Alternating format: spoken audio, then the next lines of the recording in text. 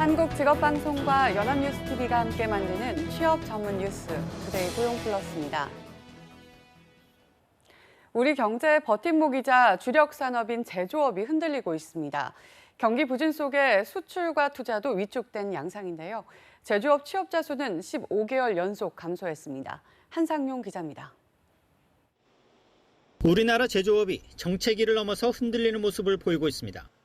수출, 투자 부진 속에 구조조정 등의 여파까지 겹쳐 제조업계의 어려움이 갈수록 가중되는 양상입니다. 이는 제조업 일자리 수치에서 여실히 드러납니다. 지난해 상반기 2만 3천 명 줄어든 제조업 취업자 수는 그해 하반기 때 8만 9천 명으로 확대되더니 올해 상반기 때는 사라진 일자리가 10만 개를 넘었습니다. 제조업에서 취업자 수는 15개월 연속 줄었는데 특히 전자부품과 전기장비 제조 분야에서 40대 남성, 임시직 중심으로 감소폭이 컸습니다. 제조업 경기 부진이 계속 이어지고 있고 40대 인구 감소 이런 영향으로 핵심 근로계층인 40대 어려움이 지속되고 있습니다. 더 큰 문제는 우리 제조업의 미래를 마냥 낙관할 수만은 없다는 점입니다. 우리나라 제조업은 전체적인 기술 경쟁력이 떨어진 가운데 노동 비용이 급증하면서 국제 경쟁력을 잃어버리고 있는 상황이고요. 따라서 추가적인 고용 가능 능력이 크게 약화된 상황입니다. 올해 상반기 고용률과 경제활동 참가율은 1999년 관련 통계 작성 이래 가장 높은 수준인 66.5%와 63.2%. 취업자도 1년 전과 비교해 20만 7천 명 증가했습니다. 하지만 실업자 수도 120만 명을 넘어서고 실업률은 전년 대비 0.2%포인트 증가한 4.3%를 기록하는 등 취업자와 실업자가 동반 증가하는 모습을 보였습니다. 연합뉴스TV 한상용입니다. 직장인 3명 중 1명은 스스로 2, 3년마다 이직을 반복하는 잡포핑족이라고 생각한다는 조사 결과가 나왔습니다. 취업포털 잡코리아에 따르면 최근 직장인 취업준비생 2,448명을 대상으로 설문조사를 한 결과 자신을 잡포핑족이라고 생각하느냐는 질문에 34.7%가 그렇다고 답했습니다. 자신을 잡포핑족으로 규정한 응답자 중 41.8%는 이직 결정 이후로 연봉을 높이기 위해라고 답변했고, 이어 역량 강화와 경력 관리가 31.5%, 상사, 동료에 대한 불만이 18.3%를 차지했습니다. 내년부터 적용될 세법 개정안이 나왔습니다. 침체된 경기 살리려 투자 늘린 기업에는 법인세를 깎아주고 월급쟁이 최대 관심 카드, 소득공제는 3년 연장됩니다. 편법이 많다는 비판을 받아온 공익법인 감독은 엄격해집니다. 이순국 기자입니다. 세법 개정안의 핵심은 경제 활력 회복입니다.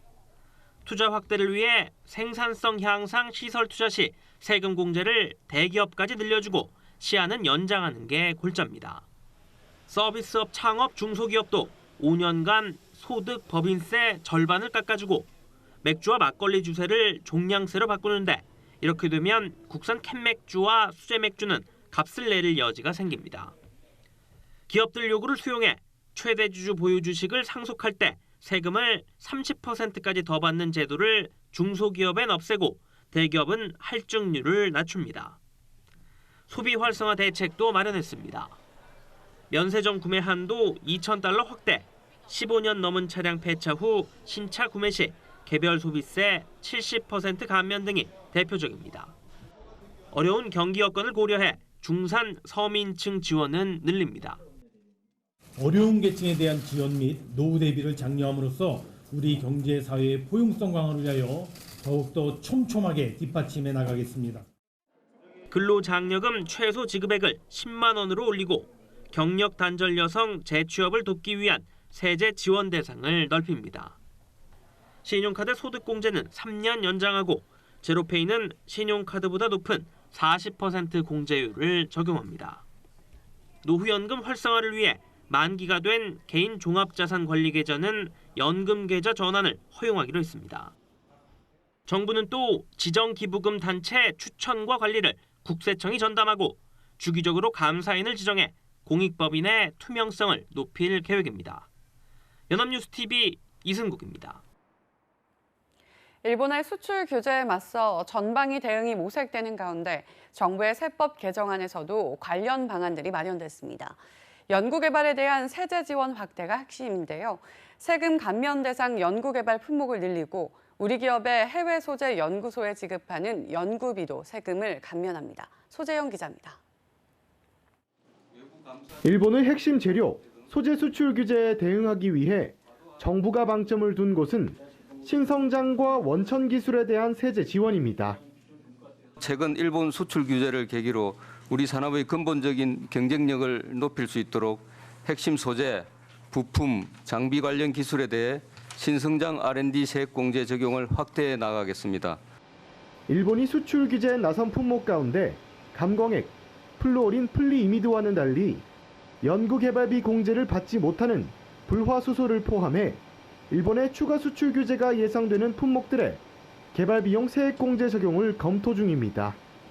또 국내 기업이 직간접적으로 지배하는 외국 연구기관에 지급하는 위탁 연구비도 세액공제를 적용하고 이공계 박사 등 요건을 충족하는 해외 활동 인재가 국내로 복귀하면 5년간 소득세 절반을 깎아주기로 했습니다.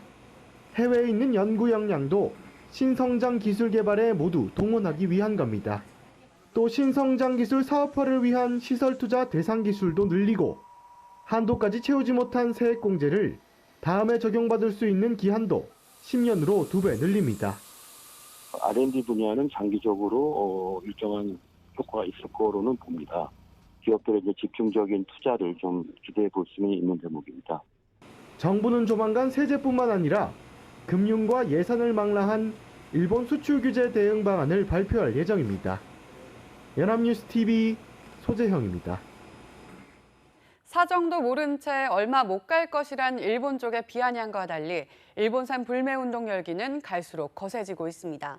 이젠 대상이 브랜드를 넘어 바코드로 원산지까지 꼼꼼히 따지는 방식으로 일본산을 정교하게 가려내고 있을 정도입니다. 이진우 기자입니다. 해당 제품이 일본 제품인지 알려주고 대체 국산품까지 찾아주는 스마트폰 앱입니다. 상단 오른쪽을 누르면 바코드 인식 장치가 나타납니다. 이렇게 바코드를 인식하면 국가 고유 번호가 뜨고 일본산인지 아닌지 알 수 있습니다. 일본산 불매운동은 이렇게 제품 브랜드에 한정하지 않고 원산지와 원재료까지 확대되고 있습니다. 하지만 일본산 수입식품은 2017년 기준 46,600건, 가공식품은 21,600건이고 식품 첨가물과 농식품은 13,000건에 달할 정도로 많습니다. 그러자 온라인에선 일본산 원료를 쓴 제품은 물론 일본산은 바코드 번호가 45나 49로 시작된다는 정보도 공유되고 있습니다. 일본산이라도 국내에서 재포장하면 88로 시작하는 한국산 코드가 찍혀 코드만 보고 국산으로 보기 어렵다는 정보도 퍼지고 있습니다. 소비자들이 이렇게 원료 원산지까지 보기 시작하자 해명에 나선 기업도 있습니다. 일본산 쌀을 썼다는 의혹이 제기된 롯데제과는 홈페이지에 중국산 쌀을 사용하고 있다는 글을 올렸습니다. 개별산의 문제들이 다 중첩이 돼가지고 이건 본질적인 감정의 문제로 간 것 같아요. 경제적인 재설정, 외교적으로도 재설정, 서로 간의 이제는 조정 국면이 상당히 길 것이다. 일본이 근거 부족한 무역 보복 조치를 거두지 않는 한 불매운동의 열기 역시 쉽게 사그러들지 않을 전망입니다. 연합뉴스 TV 이진우입니다. 지난해 국내 여행을 떠난 국민이 89%로 해외여행 경험자의 4배에 달했습니다. 문화체육관광부가 한국문화관광연구원과 진행한 2018년 국민여행조사에서 우리나라 만 15세 이상 국민의 89.2%가 국내 여행을 경험했으며 1인당 평균 95만 9천 원을 지출한 것으로 나타났습니다. 지출 항목별로 보면 음식점비 비율이 39.2%로 가장 높고 교통비, 숙박비, 쇼핑비 등 순이었습니다. 또 지난해 국민의 해외여행 경험률은 22.4%로 1인당 평균 119만 5천 원을 쓴 것으로 집계됐습니다. 최근 경기 부진 등의 영향으로 빈 상가는 늘고 상가의 임대료도 하락한 것으로 나타났습니다. 한국감정원에 따르면 전국의 상가 공실률은 중대형이 평균 11.5%, 소규모가 5.5%로 전분기 대비 각각 0.1%포인트, 0.3%포인트 상승했습니다. 3층 이상이거나 연면적이 330제곱미터를 초과하는 중대형 상가의 공실률은 서울이 7.4%, 경기도가 8.6%로 전국 평균보다 낮았습니다. 임대료는 중대형 상가가 제곱미터당 28,000원, 소규모 상가가 24,400원으로 2분기보다 조금씩 하락했습니다. 엔진 결함이 있다는 사실을 알고도 은폐했다는 의혹을 받아온 현대 기아차 법인과 전현직 임원들이 재판에 넘겨졌습니다. 정몽구 회장은 건강상의 이유로 조사받지 않고 기소 중지됐습니다. 김태종 기자입니다. 현대차는 세타2 엔진이 탑재된 차량에서 소음과 진동, 시동 꺼짐 등의 각종 사고가 발생할 가능성이 제기되자 2015년 9월 미국에서 47만 대를 리콜합니다. 2017년 3월 다시 119만 대를 추가 리콜합니다. 그러나 국내에서는 모르쇠로 일관하다가 국토교통부가 조사에 돌입하자 2017년 4월에야 17만 대를 리콜했습니다. 미국 내 첫 리콜보다 1년 7개월이나 늦은 조치입니다. 시민단체의 고발로 이뤄진 수사에서 검찰은 현대차가 엔진 결함을 미리 알고도 이를 곧바로 공개하지 않고 리콜하지 않았다고 판단했습니다. 2015년 8월경 국내에 판매되는 세타2 엔진을 장착한 차량에도 주행 중 시동 꺼짐과 엔진 파손 등의 결함이 있다는 사실을 회사 측이 알고 있었다는 겁니다. 검찰은 이에 당시 현대차 품질 담당 부회장과 품질본부장, 품질전략실장을 자동차 관리법 위반으로 불구속 기소했습니다. 또 현대차와 기아차 법인도 같은 혐의로 재판에 넘겼습니다. 그러나 정몽구 회장에 대해서는 조사도 이루어지지 않은 채 기소 중지 처분이 내려졌습니다. 검찰 관계자는 조사를 해야 하는데 현대차 측에서 건강상 조사를 받기 어렵다고 자료를 제출했고 자료 검토 결과 조사를 할 수 없다고 판단했다고 설명했습니다. 현재 미국 검찰도 현대차가 2015년과 2017년 실시한 리콜의 신고 시점과 대상 차종 범위가 적절했는지를 수사 중입니다. 연합뉴스 TV 김태종입니다. 얼마 전 있었던 반도체 클러스터 부지 선정을 비롯해 요새 큰 사업체 유치하려는 지역들 경쟁이 뜨겁죠. 거대 포털업체 네이버가 춘천에 이어 두 번째 데이터 센터를 지으려고 나서자 자그마치 136곳이 유치 경쟁에 뛰어들었습니다. 김종배 기자가 전합니다. 데이터 사용 급증에 맞춰 제2데이터 센터 건립에 나선 국내 최대 포털 사업자 네이버. 당초 경기도 용인에 건립을 추진하다 지역 주민들의 반대에 부딪히자 부지 공모에 나섰습니다. 결과는 놀라웠습니다. 전국 기초 지방자치단체만 60곳이 나섰고 민간 개인까지 포함하면 118곳, 복수부지 제한까지 더하면 136곳에 유치를 희망한 겁니다. 지자체들이 대대적으로 유치 전에 뛰어든 건 고용과 지역개발, 세수와 지역 이미지에 대한 기대감 때문인데 예상을 넘는 열기에 네이버는 오히려 부담스러운 상황이 됐습니다. 당연히 본사에 가까운 곳을 선호하지만 한국 IT 산업을 좌우하는 거대 기업으로 공모까지 벌인 만큼 균형 발전 요구를 외면하기 어려울 수 있기 때문입니다. 선정 이유도 부담입니다. 기존 데이터 센터가 있는 춘천의 경우 네이버는 700여 명이 근무한다고 설명하지만 상주 인력은 200명도 안 된다는 지적이 나옵니다. 경쟁을 통해 유리한 조건만 차지하고 기대에는 못 미친다는 비판을 들을 수 있는 대목입니다. 여러 곳에서 많은 관심을 보여주셔서 감사하고 있지만 부담되는 게 사실이고요.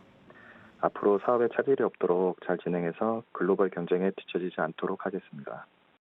네이버는 다음 달 14일까지 제안서를 받아 9월까지 우선 협상자를 선정한 뒤 내년에 착공에 들어갈 계획입니다.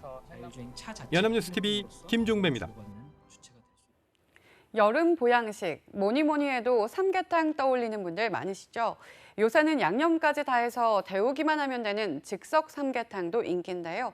하지만 너무 짜고 실제 영양 성분과 표시가 다른 제품도 있었습니다. 이준음 기자입니다. 냄비 속에서 닭을 넣은 뽀양 국물이 끓어오릅니다.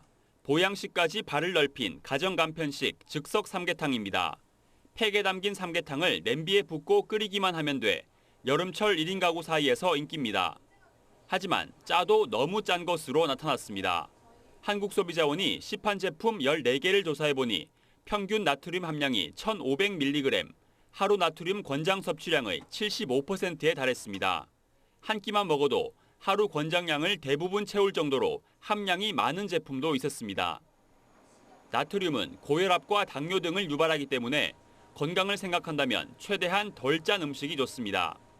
제조업체에서는 나트륨 저감화에 대한 노력이 필요하고요. 소비자는 섭취할 때 조리할 경우에 소금을 넣지 않고 그리고 고기 등을 소금 같은 거에 찍어 먹지 않는 노력이 필요합니다. 영양 성분 표시가 무용지물인 경우도 많았습니다. 상당수는 실제 나트륨 함량치가 겉면에 적어놓은 것보다 20-30% 많았고 지방 함량이 표시보다 2배나 많은 제품도 있었습니다. 한 개 제품에선 플라스틱 이물질이 나오기도 했습니다. 소비자원은 즉석 삼계탕을 먹다가 간혹 닭뼈나 대추씨를 잘못 씹어 치아가 깨지는 경우도 있다며 섭취 시 주의할 것을 당부했습니다. 연합뉴스TV 이준음입니다.